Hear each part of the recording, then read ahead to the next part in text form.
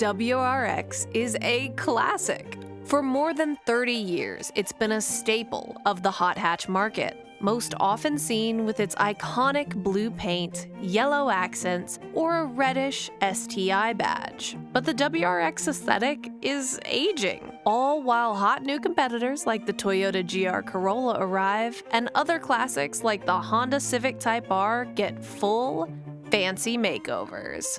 Electrification is on the horizon, and Subaru is thinking about what that means for its decades-old performance car. The WRX is at a turning point, and a revolutionary change may be exactly what it needs. This is the 2024 Subaru WRX TR, and I'm Alanis King. Today, we're not just going to review this car. We're going to do a crash course about why this WRX is different from the ones that came before it and how it's about to change forever. Let's go for a drive and stick around for the end of this video to get this WRX's full report card.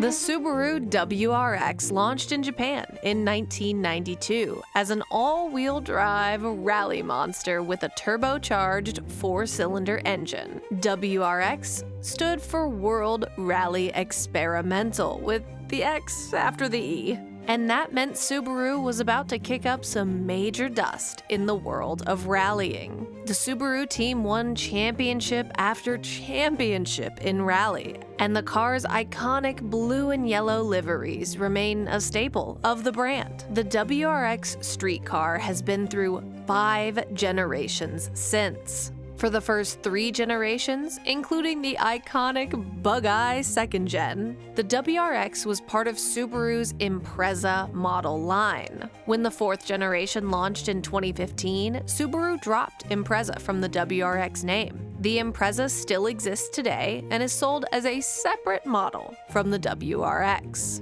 The 4th Gen WRX lasted until 2021, and in 2022, we got the 5th Gen. Its front end looked similar to the outgoing car, but where the styling lost a lot of people was in its black plastic cladding. I mean, what is this, a Crosstrack? WRX is not the only abbreviation in Subaru land.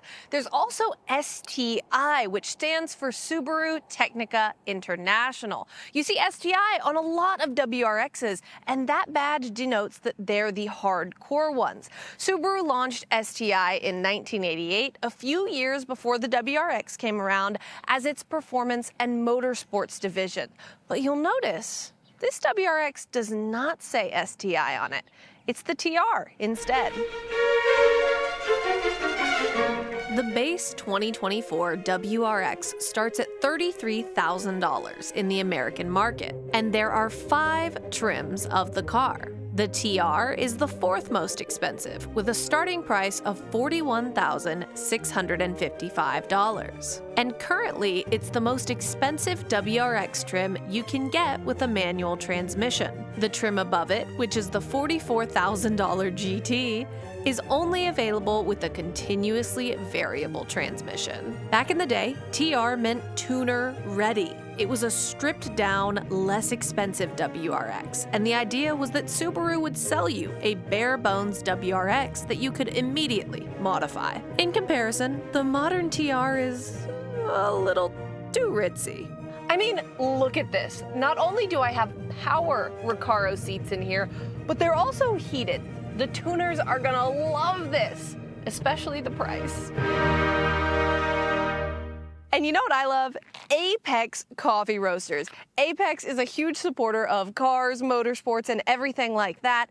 And on the topic of tuner ready, these are whole beans, so you get to do with them what you want. If you want to try Apex for yourself, use code Alanis at checkout for 15% off your order.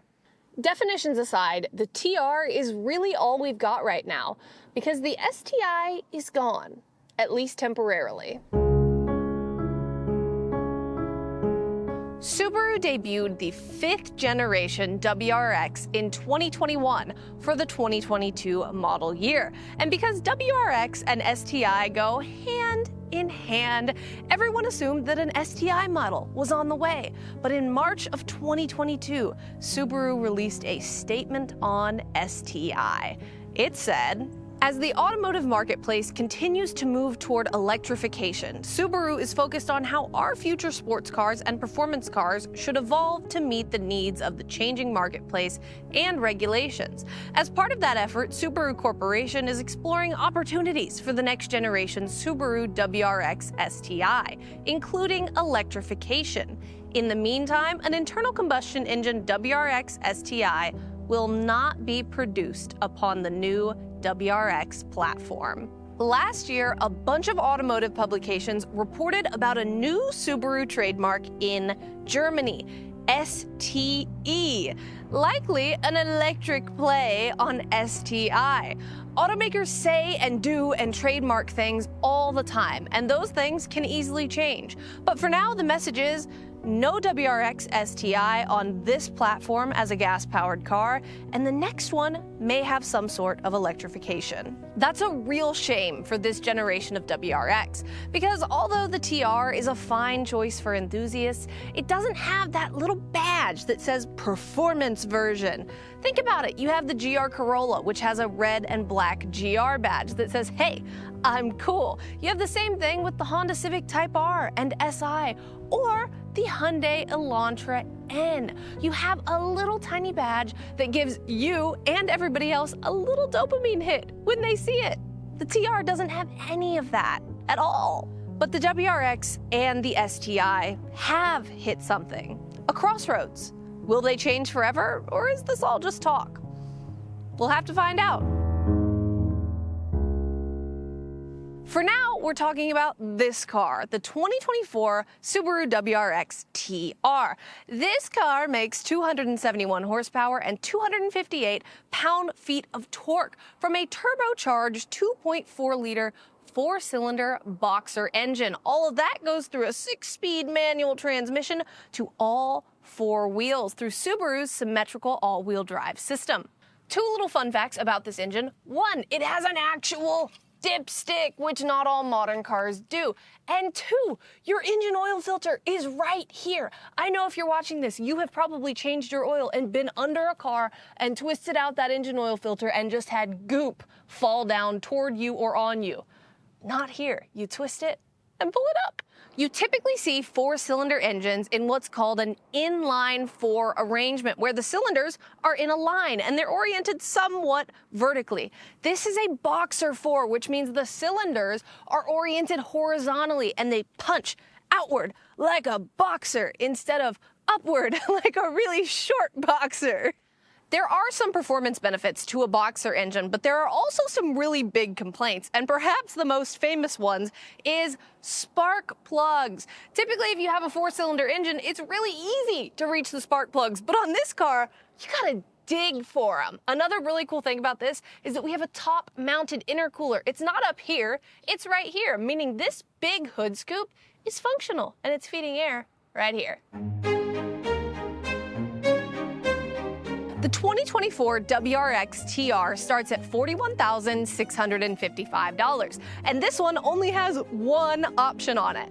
$132 all-weather floor liners. That plus a roughly $1,100 destination and delivery fee brings the total price to $42,907. We have now reached my favorite part of any car review. How many Atlantises can fit in this WRX TR's trunk?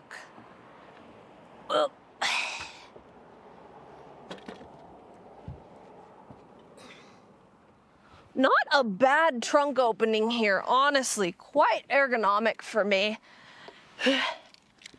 And then we pull this down, and we come on in. Ooh, this is scary.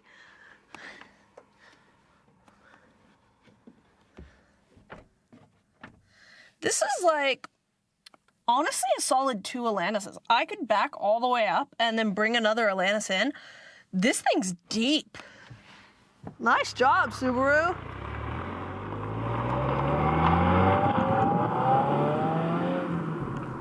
It's time to drive the Subaru WRX TR. Not the STI, which is such a weird thing to say on camera. But before we talk about driving impressions, I want to go through the interior first. And I feel like this interior, 5 or 6 years ago, would have looked amazing. It's got a bunch of different patterns and a bunch of different materials, and it really brings your eye all around the inside of the car. But today, I don't know if it feels that amazing because of the fact that this interior is pretty much all black. We've got black everywhere and some red stitching in here. And I feel like today in 2024, when you have an all black interior with a bunch of different materials and patterns, unless it's done just really, really perfectly, it can almost look kind of cheap to have a bunch of different blacks without other colors cutting in. So I'm not sure I feel as hot on the interior today as I did back then, which is odd. Other things you quickly notice when you first get in this car is the ceiling lights are still yellow. They're not that white LED style lighting, which is just, it's kind of gross to have yellow interior lights in 2024. It just looks old and nasty. And the headliner is a little loose feeling when I press on it, which doesn't bode well for me as a potential buyer, thinking that it is not going to sink down eventually. So don't feel so hot on the headliner or the ceiling lights.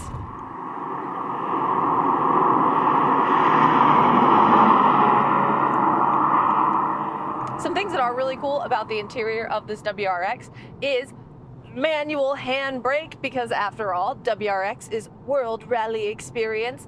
And what are you experiencing without a manual handbrake? Another thing is, I would absolutely take the shift knob on this car and put it in our Mazda Speed Miatas. But the really cool thing about it is that it's simple looking and it's nice and it's clean without having the metally shift knob negatives that come with that. So if you are in a Honda Civic Type R, it's got the metally shift knob. And when you have a metally shift knob, it either gets really hot or it gets really cold, depending on the weather around it. This, because it's wrapped in leather, doesn't get hot or cold, and that's so comfortable and nice.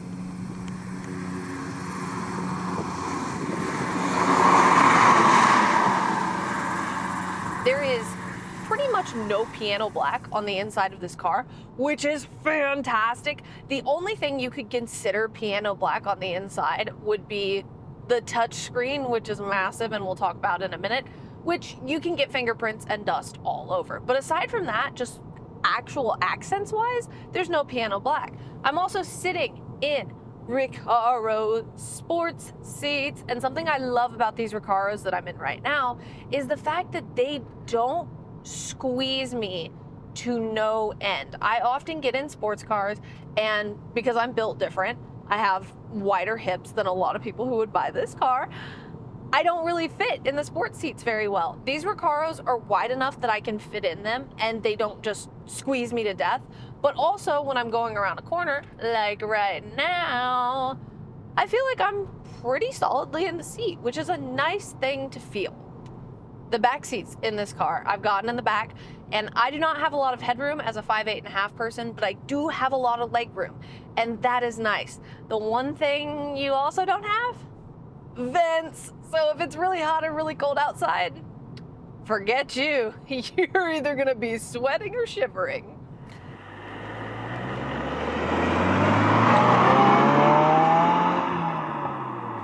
Back to this big iPad. People hate it. When I post a photo on the inside of this car, people are like, ugh, brother, what is that iPad? Ugh.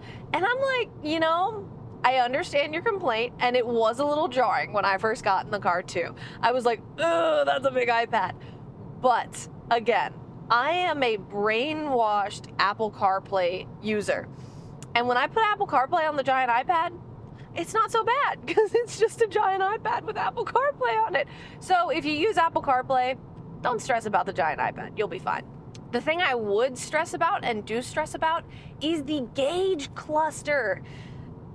If you think the iPad is bad, when you look over at the gauge cluster, we have the actual physical gauges for RPM and speed, which is lovely. I love physical gauges. but there is a little digital instrument cluster between them. And what I don't love about this digital instrument cluster is that it is a little rectangle carved out in the middle of the instrument cluster area that's a bright screen. And that to me is so 2016, 2017. It doesn't look modern to me, and I don't love it. And when you compare it to the fully digital displays you see in a lot of modern cars today, complain all you want about digital displays, but at least they look clean.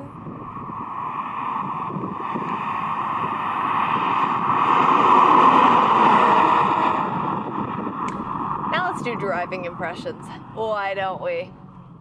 I last drove a Subaru WRX in maybe 2017 or 2018 at Subaru's old winter driving school, and that winter driving school was awesome, let me tell you. But when I got in this WRX, it actually felt like it hadn't aged enough since I last drove the car in 2017 or 2018. It didn't feel revolutionarily new from a styling or driving perspective. And obviously when you have a very famous car like this, you don't want it to feel like a completely different car when 6 years have gone past. But you do want it to feel like a completely facelifted car. When I get in a WRX, it doesn't have that same new feel that something like a new Type R has. And that, I think, works against it. Another thing that works against this car is that it is lacking in horsepower compared to its competitors. So the WRX TR has 271 horsepower from this 2.4 liter turbo 4. The Elantra N has 276 horsepower, just a little bit more than this. But then we have a big jump to the GR Corolla at 300 and the Honda Civic Type R at 315. And when you're driving this car, you can feel the lack of power in it. It just doesn't have that same jumpiness and that same joy that you get from a GR Corolla or a Civic Type R. And you miss that jumpiness, especially when you're driving around town. You don't get that little bit of joy after every stop sign or every stop light, because not only are we down on power, but the throttle response is actually slower than you want it to be in this car. So you stab the power down and you kind of have to wait a second for anything to happen, right? And you want it to happen faster because you want this car to feel jumpy and fun and ready to go. And instead, compared to its competitors, it can feel a little sluggish.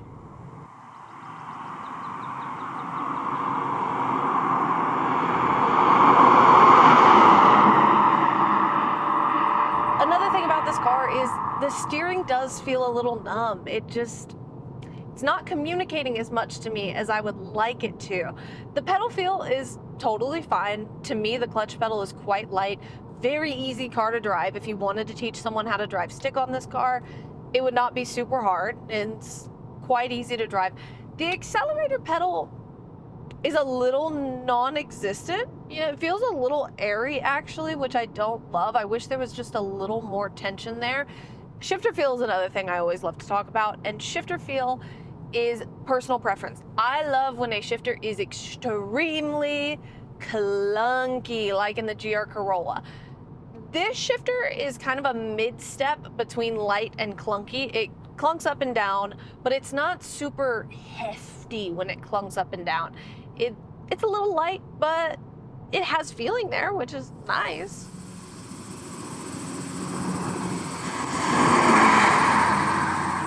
This car has good grip and it's fairly evenly balanced.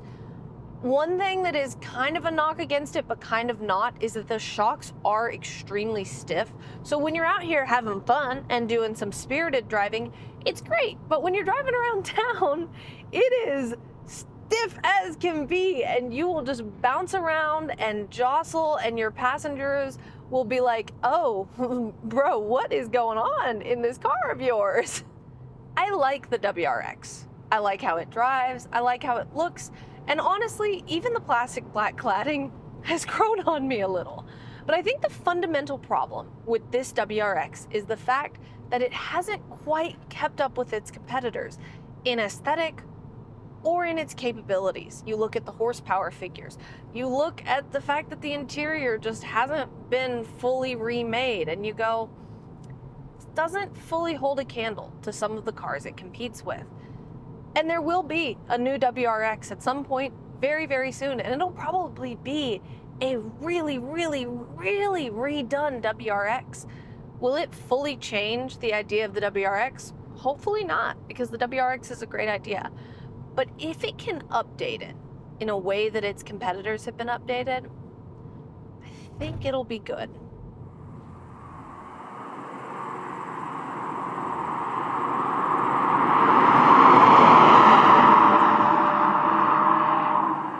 Now that we've driven the 2024 Subaru WRX TR, it's time to give it a little grade. Welcome to Alanis's report card. The exterior on this car gets a B.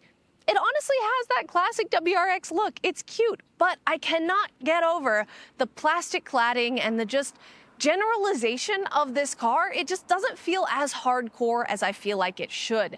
The interior, I'm giving a B-. It's fine, but it also feels a little dated. Performance, I'm gonna give a B+. I had fun with this car, and I will give the caveat that I did not get to drive it on some of the really famous surfaces you're supposed to drive a WRX on, like snow or dirt or anything else. So B+ there. Value, I'm gonna give it a B-.